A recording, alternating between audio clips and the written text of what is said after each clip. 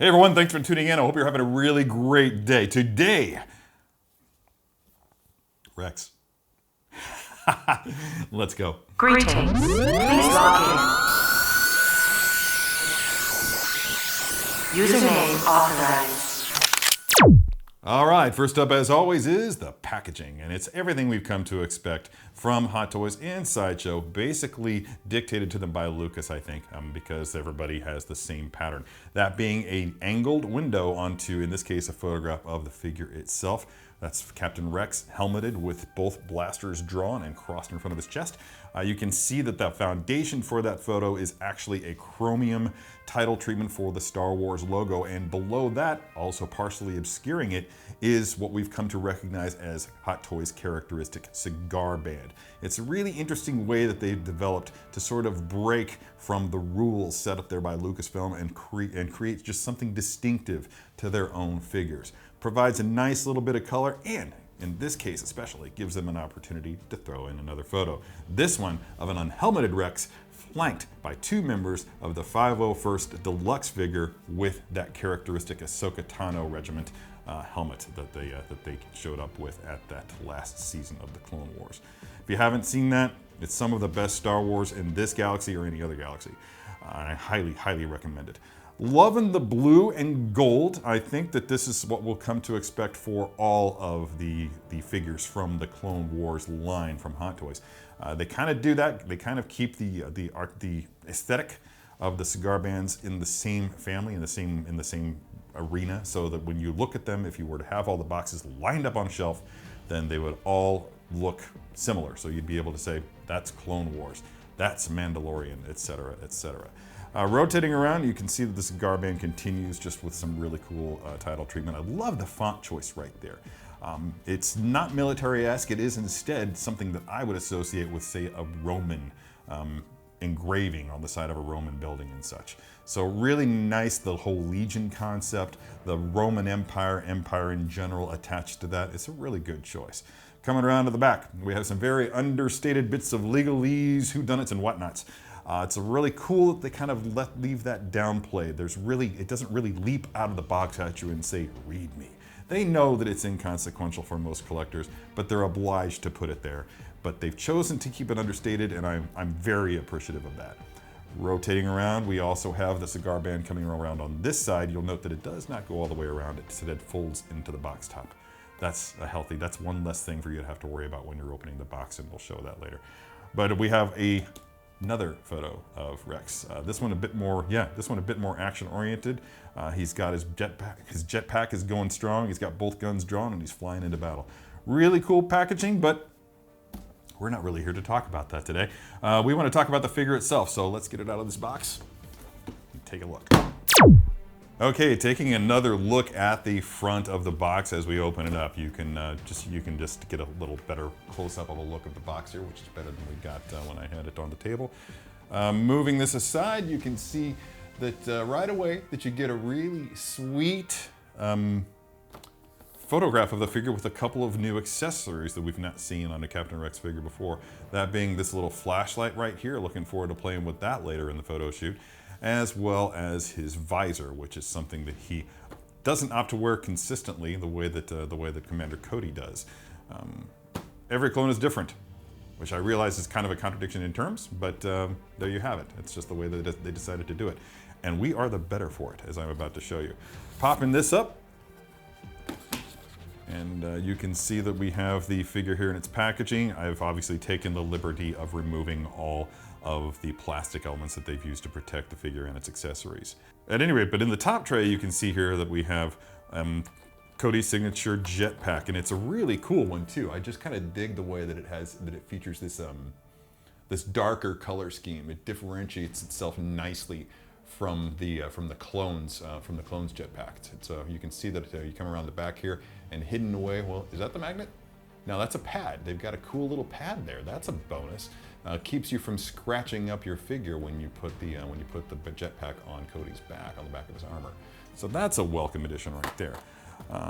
In addition, we also have the DC-15S, the short version of the clone carbine blaster. It's just looking at the details on it, it's very, very nice and sharp. I really dig it. You can see that this folds back, and actually not all the way though. I don't think that we're going to be able to get that over the gun, so you're not going to be able to actually make that into a functional stock. That's cool. That's cool. We don't really need it, and we never see them using it that way. In addition, we have the DC-17 blasters. We've got 2 of them because he is Rex, and that's just how he rolls. He actually, I think a lot of the clones do that. When you look at say the ARC troopers, they always have dual blasters. Pretty much all the commanders have dual blasters.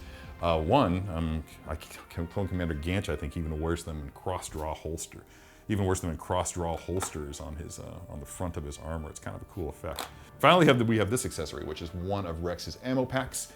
You can see that it also is magnetized. There's a hint of a silhouette of the magnet underneath the backside of the pouch. This is a kind of a fabric pouch, which is really exciting for me. I really expected it to be resin cast, but it's not. That's really awesome. And then, of course, we have this. Wow. Is this a DX? I don't know what I'm going to be using that for. Oh, you know what this is for? I'll tell you exactly what this is for. This is for putting on and taking off that little flashlight. That's going to go up underneath his helmet so that we can push out that flashlight accessory and put it back in and what have you. So that's handy to know. I'm glad I figured that out without having to look at the instructions, because if I had to look at the instructions, my friend Guy would never let me hear the end of it. Okay, putting those aside for the time being, let's delve into the figure itself. Probably should have taken the plastic part off of this, but I kind of enjoy any opportunity that I get to throw something. So we got that out of the way. So now with the plastic off, we get our first full look at the figure itself. So I'm just going to just do a quick test. Wow, those are some stiff joints. I mean, not unpleasantly. You can feel that I can feel that there's a ratchet action going on in the elbows there. Nice. There's a ratchet on the forward motion and backward motion, the raising and lowering of the arm. The lateral raise seems fluid and smooth, so no ratchets in there that I can detect. Really good tight head. There's a double neck joint in there. That's a very welcome thing for me. I do like kind of, doing that little crazy head movement thing that kind of implies action a little bit better, or enables you to more carefully aim the character's eyes down the line of the gun. Straps are really solid. The paintwork on this, just go ahead and move up on that a little bit and just give you a better look at that, because it looks on point. They didn't go really heavy on the color, on the wash, to darken up the armor and take away that pristine look of the freshly white right off the factory floor armor. You don't have that here. You've got a little bit of shading, but they didn't really go overboard on it, and I appreciate that. The battle damage, the scuffs, very realistic. They downscale nicely. There was no, oh man, just look at the hash marks. Look at the quality on those hash marks on him. They're excellent. They really legitimately look like they were penciled on. Man. You can see that Cody also has a signature helmet, which was pieced together from parts of the Phase 1 helmet and the Phase 2 helmet. He, as far as I know, is the only clone to have customized his helmet to what it is, making it unique among all the clones. You can see also that he did the same here with his armor.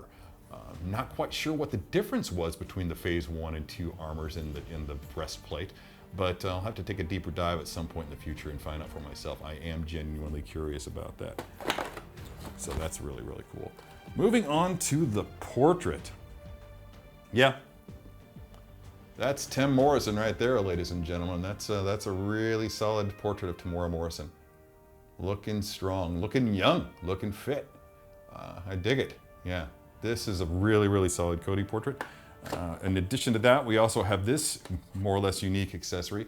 Not quite sure what to make of this other than just have it for display with Cody, to have him holding it. There was that moment when he was just introducing Ahsoka reintroducing Ahsoka, I should say, to the troops in the 501st, and they were showing off the helmets that they custom painted in order to pay her homage.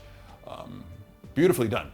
Beautifully done. And despite the fact that it's supposed to be a fresh paint job, there's still a little bit of flecking going on, but he did say that the paint job is a little bit rough, but he thinks it gets the point across. Anyway, moving along here. Here, of course, is the aforementioned visor. And I'm just gonna, at the same time, if I can get it out of here, I never I should really grow my fingernails for this stuff. But you can see here that you have both a flashlight for the helmet as well as the visor for the helmet. I'll show you how to put those on later on in the show. And of course we have a variety of hands. But this figure's not doing anybody any good sitting in a box. So I'm gonna get him out and do a posing session for you really quick before I move on to photography. All right, here he is, Rex, the man I like to call Rex. You can call him Captain or Sir. All right, so full disclosure. I have not chosen a pose for this figure. I'm going into this blind. I'm just gonna play with it and see what looks good. I do know that the first pose that comes to mind would be him on a flight stand, both pistols drawn and blasting away with both pistols. But we already did that in Unsealed and Revealed, and I hesitate to repeat myself with that. I'll probably do a photo of that pose later on down the line, but for now, since we're doing a demonstration here, I just want to show you guys something a little bit different. So I think that what I want to do for Rex here is, I do want him flying, but I'm going to do a different pose than what Guy and I did on Unsealed and Revealed. Let's just get this stand out of the way for now, because I want to start by just pulling out his regular old hands here, the ones that came with the figure, installed in the figure. Just get those out of the way here. And I'm going to bring in, you can see that there are two pistol hands, obviously. I don't know if you can see those there, but here they are. Yeah. So we're going to use those. And let's see, here's the left. Just go ahead and install those, one in each hand. I actually have it kind of cold in my house, so this is actually a more difficult task than it looks. That plastic, depending on the temperature of your environment, the plastic will soften as it gets warmer. But if it's cold in your house, by the way, you can see that I actually added this to Rex before I started the thing. But the proper look for this, you might be tempted to put it at an angle or something like that because you've seen it that way on other troopers. Rex wears his 90 degrees to the ground, straight up and down. It'll get knocked askew as we pose. That's fine. Just correct it. Okay, pistols. Boom, boom, boom.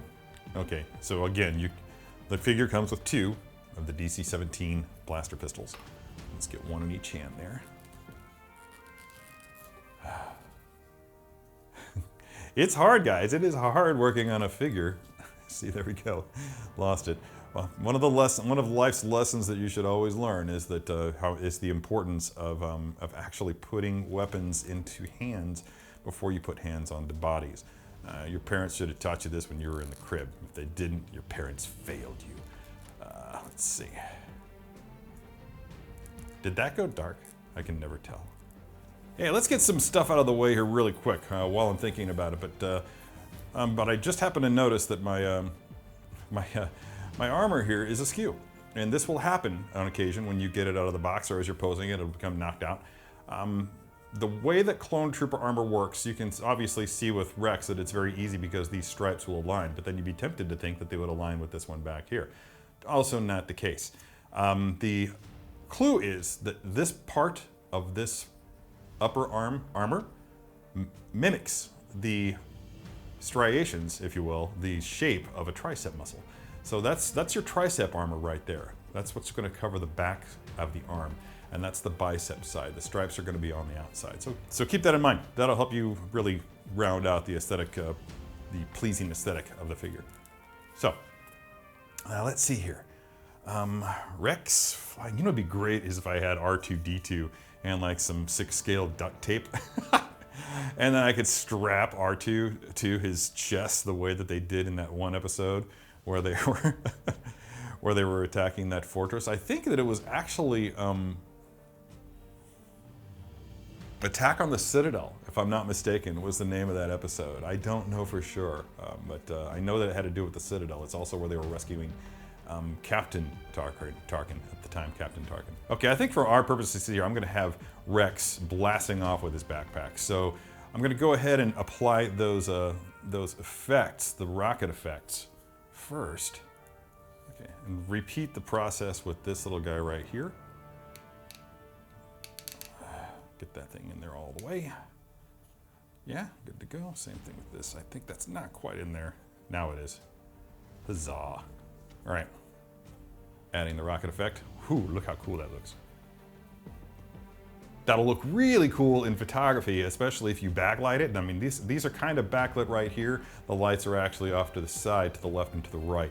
But you can just see how they really, once they hit that clear plastic, it really, really makes it pop. All right, so now that that's done, let's go ahead and get him on stand. Because I think that... Now, I need to determine how high I want this stand to be. See, that's another thing that I just pointed out. When you add the backpack to the figure, keep in mind that it's going to shift its center of gravity towards the back, and what was once a stable posture will now prove to be off balance to the rear. So go ahead and make sure that those adjustments are good for you. Let's get this head out of the way. I had a screwdriver, and I still do. All right, let's go ahead and, wow, that's actually already really loose in there, so I may not need to, nope, it'll slide right down. Perfect. Now, I don't want him too high off the base. What I'm trying to do with this, and I've actually shifted the position of the figure and everything else of the table so that what fits in the camera is actually roughly the same height as the shelf of a DTOF. So if I'm doing it here, then you know it can be done in an IKEA DTOF, which, as we all know, is probably the most popular of the 6 scale display options out there today. Reason for that, obviously, is that they're very affordable and they're very convenient because everybody has an IKEA. Pretty much, well, I don't want to say that everybody has an IKEA in their neighborhood, but it's fairly easy to find an IKEA these days. Even if you have to travel to get it, it sometimes is worthwhile, especially if you're buying multiples. I myself have 2. All right, so that's on there tight enough. I don't think that's going anywhere. Let's go ahead and see if that's properly positioned. Trying not to do anything too bad to the, there we go. All right, good. And that's a little tall. That's a little tall, but it won't be when I shift the, yeah, that's right, okay. When I shift this and do my magical corkscrew move with the base. Yeah, there we go. And bend it forward and bring it up. Keep it coming back. Now again, the whole idea of the corkscrew is that when the corkscrew rotates, it has a much more pleasing effect than simply bend it back. Then as you go around, just bend it a little bit more the other way until you have, again, what I like to call the corkscrew. As I was bending the corkscrew, it wound up bending the dynamic figure stand a little bit to the back. So since he's going to be blasting off and rocketing upwards, we're going to lift up his head. And we have to determine if we want just one hand to be up or both. I'm going to go with his right leg being lifted, like so. And the left leg will come up just a single click and back. And you want those toes to be kind of pointed. Now, as I'm playing with this, I'm trying to imagine what he would be using as his means of propulsion. We know that he's using the jetpack for propulsion, but how important is it going to be that he work to keep himself free, his feet and legs free of the blast? He is wearing armor. That would help a little, I would imagine. But also, so I think that I want this arm up. Let's see, I'm just kind of trying to look and just see. More kick back to that head. And then I want this arm to come back just to provide some balance. Contrapposto, my friends. And let's bring this knee up a little bit more. Since we've got the range of motion, let's freaking use it.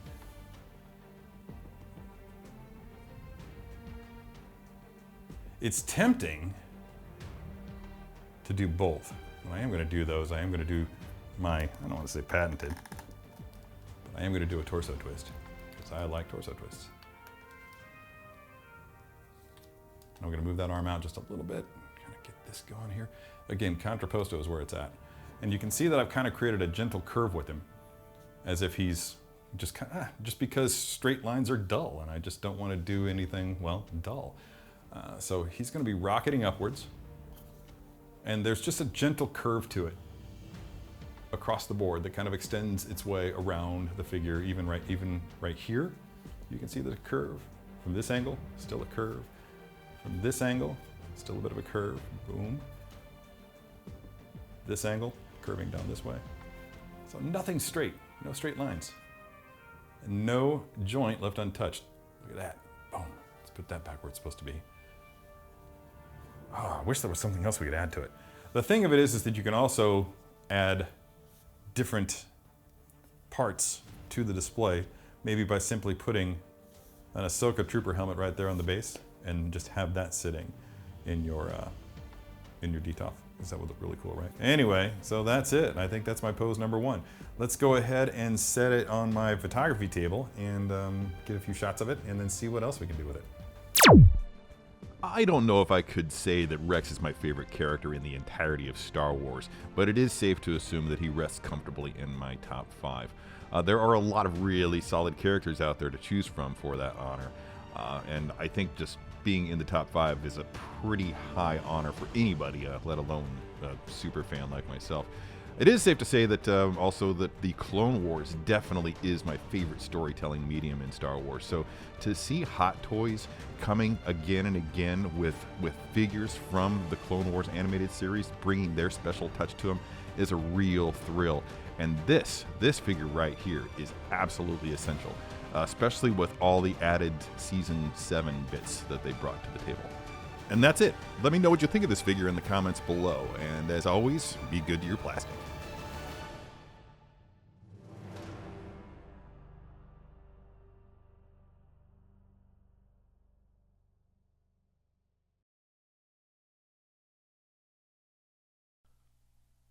Hey, did you like that video? Be sure to subscribe by clicking the S icon on your screen, and then ring that notification bell so you'll be notified every time a new video is posted. If you'd like more information on the product featured in this video, then click the link provided under product info. Again, thanks for watching, and don't forget to let your geek side show.